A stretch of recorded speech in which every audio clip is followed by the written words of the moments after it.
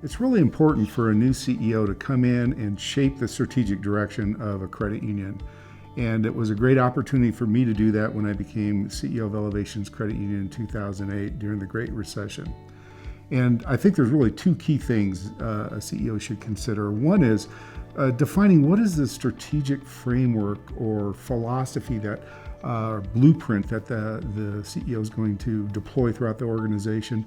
And then hopefully along the way, try to create an organization that can become curious and therefore learn. And so what I did when I became CEO was looked at really two conceptual frameworks. One, I'm a big Jim Collins groupie and firmly believe in the timeless book, Built to Last, which talks about core purpose and core values and vision and big, hairy, audacious goal.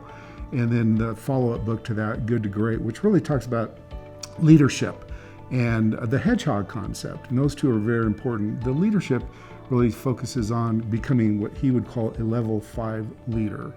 And that is where someone really possesses the professional will to do things exceedingly well, at the same time having an abundance of humility.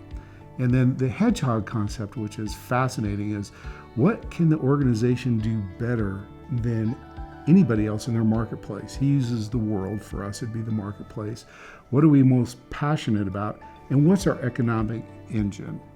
And I'll come back to that a little bit later. But when I looked at the strategic framework and blueprint for Elevations, I also considered the Baldrige framework.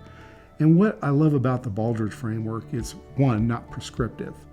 In fact, there are no answers. There's no, here's what you must do. In fact, all there are is questions. How do you do something and why do you do it?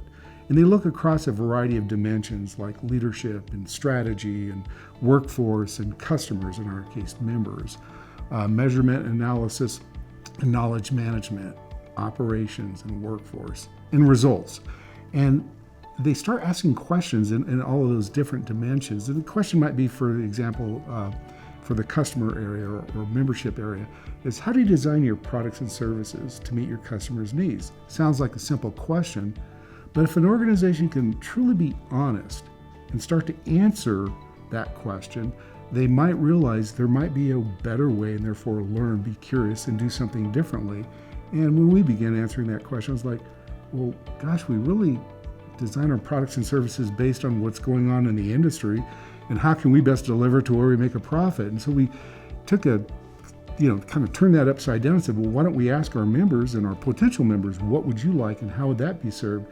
And then we started asking questions, well, how does this fit within our business model? And might what our business model be, and can we better define it?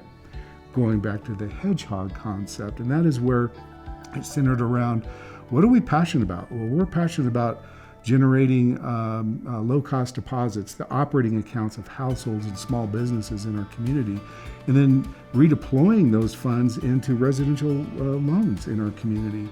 And we've done a very, very good job about that. And that's really what our business model is, and we're very passionate about it. We've become better at it than most organizations in our marketplace. We're the #1 residential lender in our primary marketplace.